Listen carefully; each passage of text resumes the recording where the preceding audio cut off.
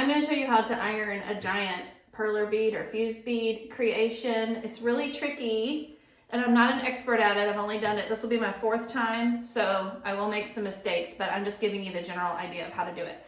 So what you're going to need though is you're going to need masking tape that's thick. So this is 2.5 inches thick. I got it from Amazon. You're going to need really thick tape because the first thing we're going to do is actually tape across the beads before we even iron. And this is the trickiest part. Once you get this done successfully, then the rest of it's easy and familiar if you've done perler beads for a while. So I am going to let you watch as I tape this down. I will make mistakes, but I'll also show you how to fix your mistakes. Okay, I've got my 2.5 inch masking tape. And what I'm going to do is basically get the whole creation covered with tape. And you have to be really careful because the edges of the tape especially are going to pull up, or they're going to try to pull up parts of the creation.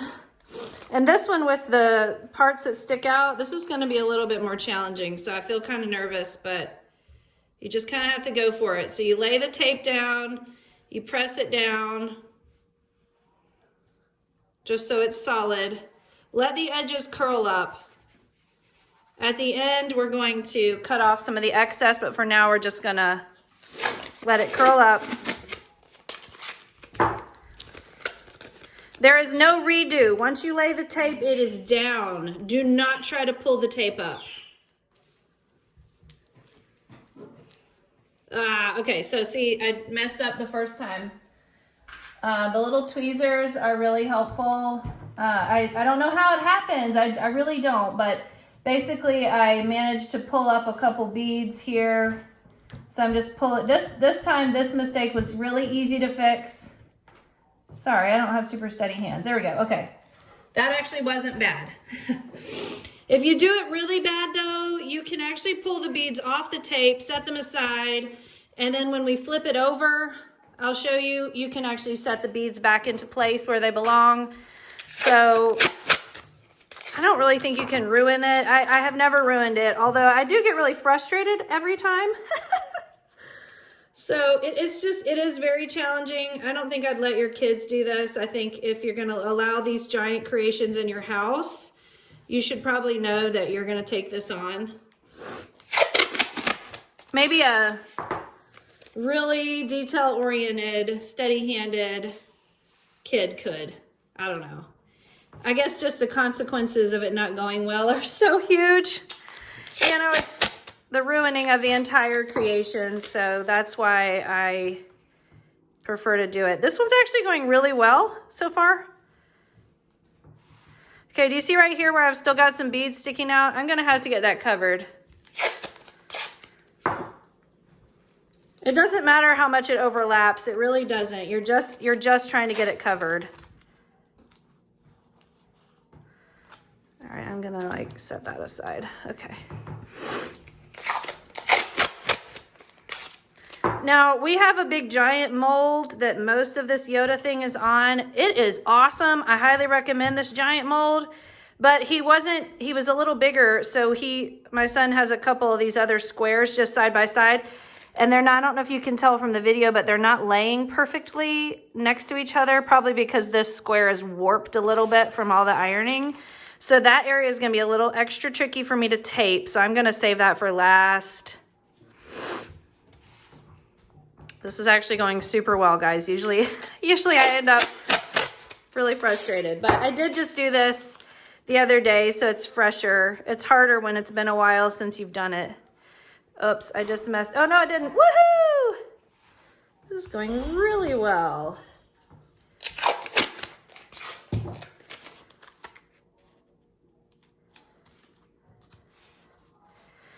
I think my smaller pieces of tape are really helping too. The bigger your pieces, the more chance of messing something up. Ah.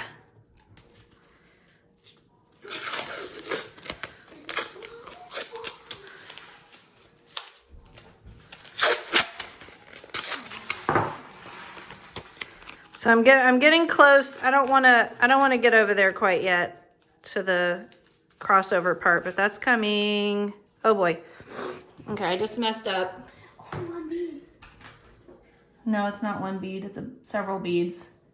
So can you see how I accidentally pulled up some beads? So we'll see if I can fix it. If I can't, like I said, I'm gonna set the beads aside and fix it after I get it flipped over.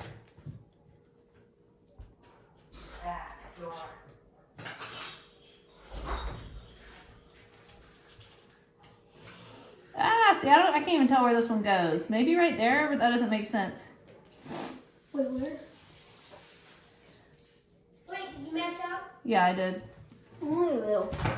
Careful, careful, don't shake things too much. I think I'm doing it right. Yeah. Step over on this side, Hugh. There you go. This was the one I wasn't sure about, that random brown one. Oh yeah. Does that look right? That looks right. Okay, let's see if I got it. Oh, I knocked one over. But I think I can fix it. Okay, all right. And look, you can just push this. Okay, hang on. Can you? No. I wasn't sure. It didn't really seem like you could push it. Do you feel like you can? Nope. No, okay. So now I'm to this part that's uneven. I'm gonna try. I wish my tape was bigger. Oh boy. I'm not sure we've ever. Okay, I'm gonna push it down and try and make it even. I'm gonna use some of my other little pieces of tape that I happen to have to get these loose ones.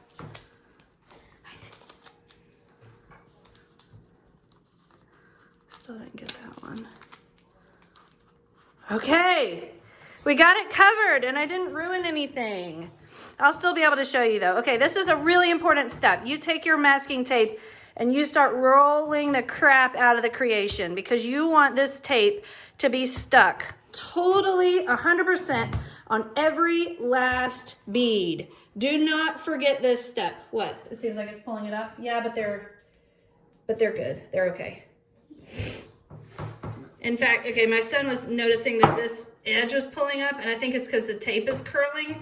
So I'm gonna just cut some of this excess tape off, and that might help. You don't need to do this right now. Actually, I'm gonna stop. I don't usually cut at this point. Okay, so I'm rolling. Take your time on this. Do not cut it short. I'll speed up this part of the video. Make sure you get the edges really good. So we taped the creation, we rolled it super, super well, taking our time. I rolled it really, really well. Now this part is really important. You need something flat, like a cookie sheet or a whiteboard or something that will go over the entire creation, and you're gonna flip it over. So we just so happened to have 2 of these boards, and so it got built on the second board, which is gonna make it even easier. But usually I don't. Usually we just have the one. You lay it down on top of the creation, and then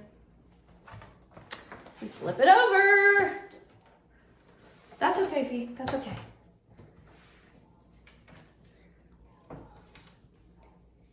All right, so I've got tape stuck. There we go.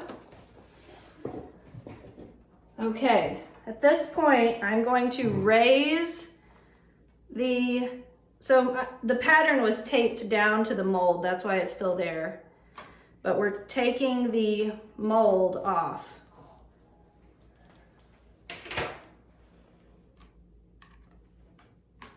Success! Okay, so now we can iron it. Now I think we don't want the ironing paper to get stuck to the creation, so I bend some of the tape back. Like if it's really sticking out, I'll bend it back a little bit so that it's not so sticky. Or like this, I actually might cut this a little bit.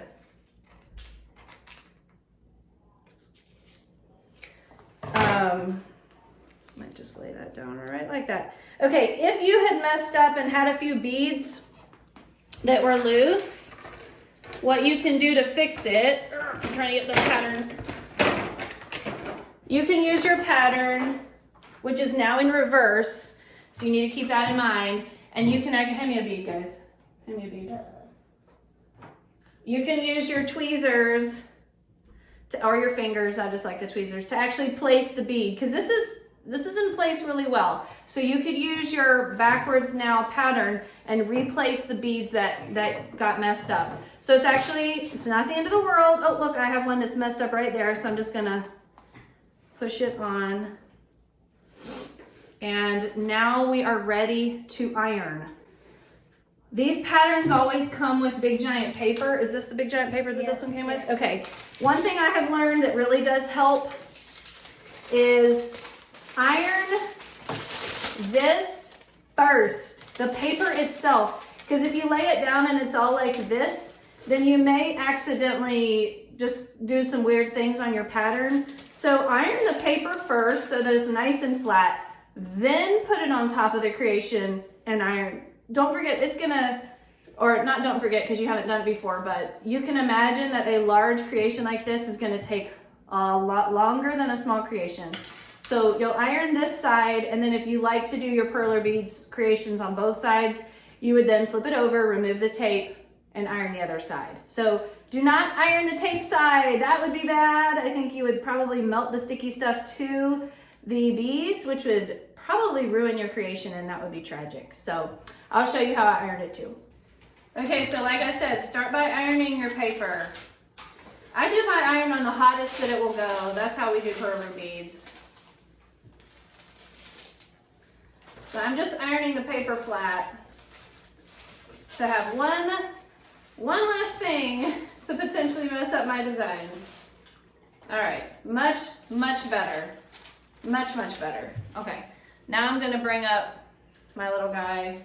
If you don't have a little board like mine with no edges, like a cookie sheet or something, you could slide the creation, because it's taped so well, you could slide it off and directly onto the ironing board. I'm gonna leave him on here. Because it's nice and hard surface. Whoa, this paper barely covers. Are we sure this is the paper it came with? This paper does not cover.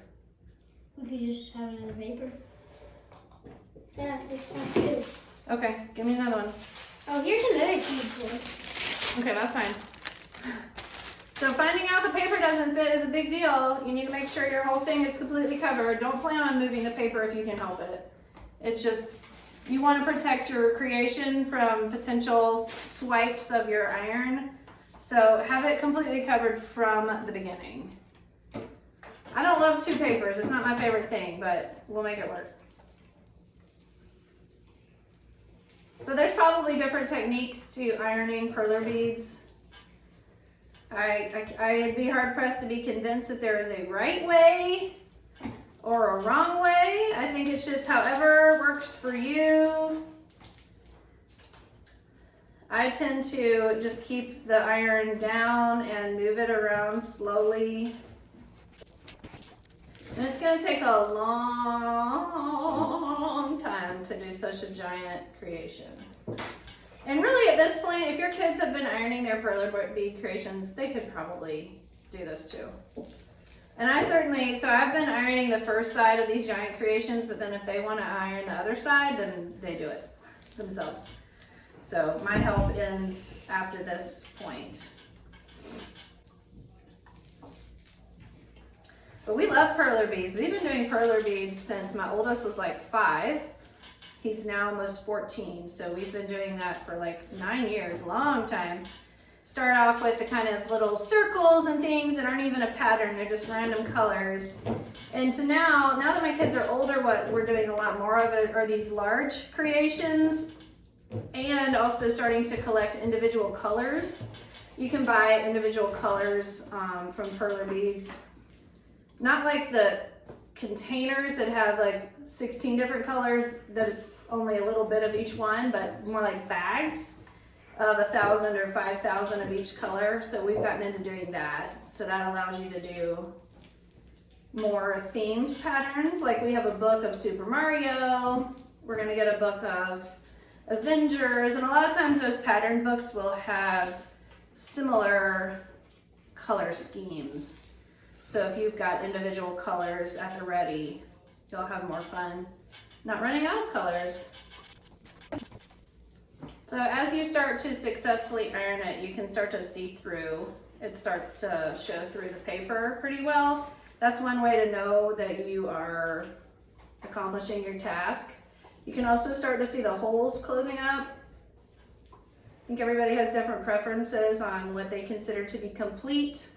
If you don't iron it super well, where the holes are mostly closed, you risk it falling apart in places. Sorry, what you?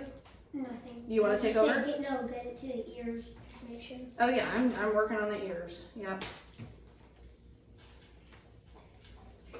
Yeah, it's harder to see the creation where the paper's doubled over. I think that's why I don't prefer the doubled over paper, but it's better than having exposed beads that you will melt to your iron. Yes, we've done that. It's not too hard to get off, but I still don't prefer to do that.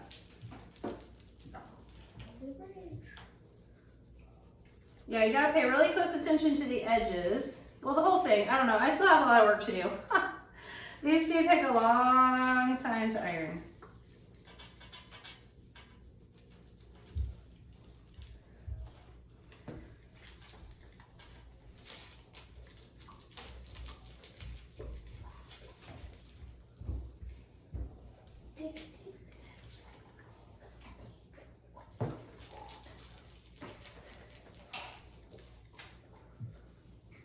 I'll show you the finished product when I'm all done, okay?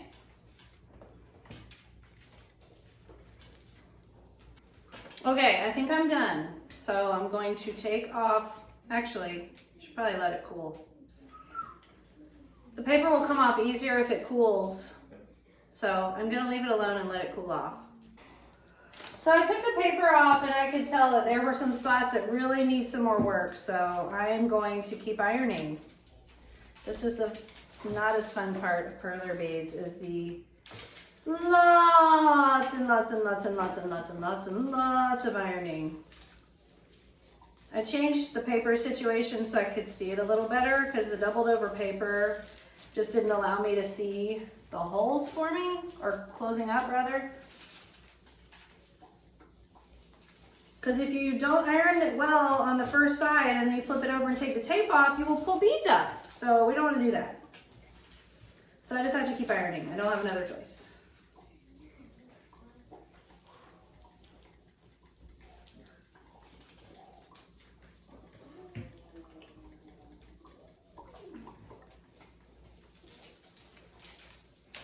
I'm going to take off the paper and see if it looks done. Yep. So the question is it melted enough to flip it over and take off the tape? Yeah. I think so. So I'm just gonna flip it. And then I'm gonna start taking off the tape. And it comes off pretty easily, probably because it's warmish. I'm still doing it gently, just in case something goes wrong.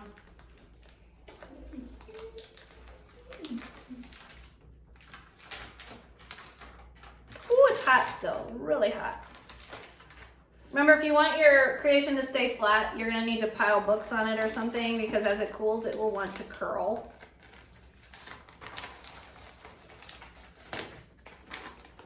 Tape done. Creation. He's still very warm, but he's done.